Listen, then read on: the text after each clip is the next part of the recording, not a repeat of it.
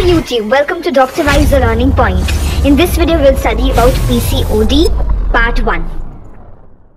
In this video, we'll study about PCOS, PCOD, also called as Stay-Leventhal syndrome. First definition. What does PCOS stand for? Polycystic ovarian syndrome. PCOD stand for polycystic ovarian disease. Now, what is the difference between the two? As the word says syndrome and this word says is disease. Syndrome means that this condition is affecting both the ovaries and the other systems. That is why it is syndrome. And when I say polycystic ovary disease, that means the disease is just limited to the ovary. Now, how will I know, or how will anyone know that she has PCOD?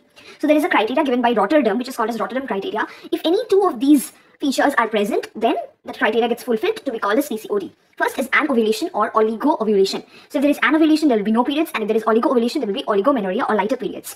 Number 2 is clinical or biochemical androgenism. Clinical androgenism is characterized by androgens, high level of androgens in the body that is manifested as hirsutism, that is hair on the unwanted facial parts, and acne. And biochemical investigations would mean increase in the testosterone level. Okay, now USG scan, that will show you more than 12 follicles, and they are of the size in between 2 to 9 millimeter arranged periphery. So this is the ovary, they will be arranged in the periphery. This will be called as the pearl of chain appearance. So any two of these three criteria gets fulfilled, you call it to be PCOD as per Rotterdam. Okay, now come to what are the clinical features. As I told you above, if there is anovulation, there will be amenorrhea. If there is oligo-ovulation, there will be oligomenorrhea. Clinical features, as I told you, there is hirsutism and acne. There can also be infertility because there is anovulation. And you have hair and syndrome. Hair and syndrome. What is hair and syndrome? Hair and syndrome is hyperandrogenism, insulin resistance, CHA, hyperandrogenism, IR, insulin resistant, and that is acanthosis nigrans, AN, acanthosis nigrans, hair and syndrome. Now, what is acanthosis nigrans? It is the black patch found around the neck.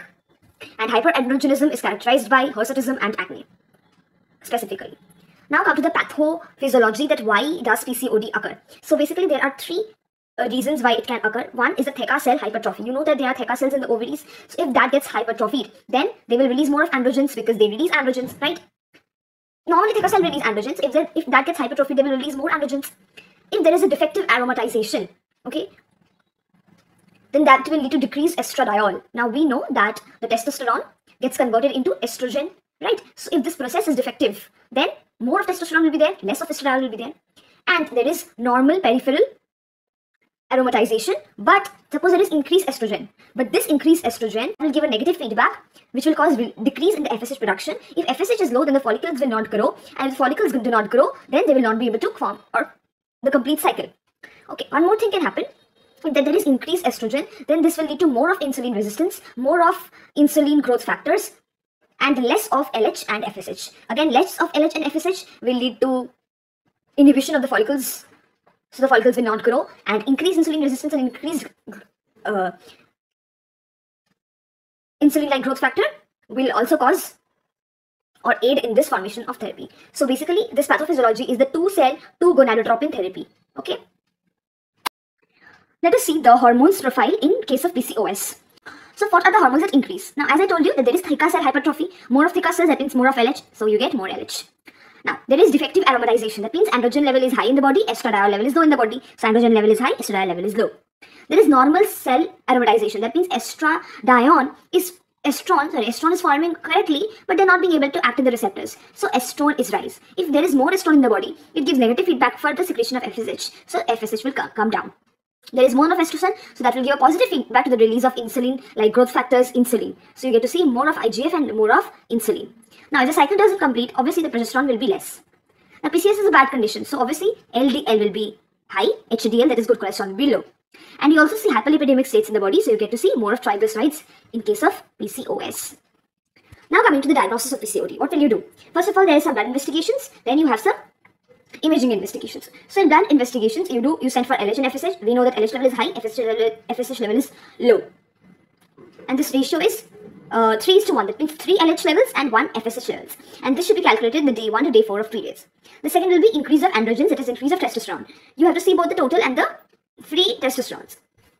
Then you can do the lipid level, because we have seen that LDL and triglycerides will be high and HDL will be low. So you do the fasting lipids every 2 years. And then you do the vitamin D, serum vitamin D. There is a deficiency of serum vitamin D in the body. Okay. Other tests are 75 gram OGTT. This will tell you about the insulin picture in the body. So there will be more of insulin that is to be expected here. And in case of imaging, you have transvaginal sonography, also USG lower abdomen to be done to see the follicles, their size and how they are arranged in the ovaries. Now, what are the complications? Why are we so much worried about PCOD? So all the complications of PCOD are mainly due to the hyperestrogenic state. We have seen that there is more of LH, more of androgens, more of estrogen, right? So what will happen? There can be endometrial hyperplasia. The endometrium of the uterus will go hyperplasia. There can be endometrial cancers as well. Diabetes mellitus, because insulin, like growth factors and insulin level is high in the body. There can be some metabolic syndromes, like obesity, like hypertension. And there can be ovarian cancer. So 2 cancers, endometrial cancer and ovarian cancer, and some metabolic syndromes like obesity, hypertension, and diabetes mellitus. Now, how will you treat PCOD?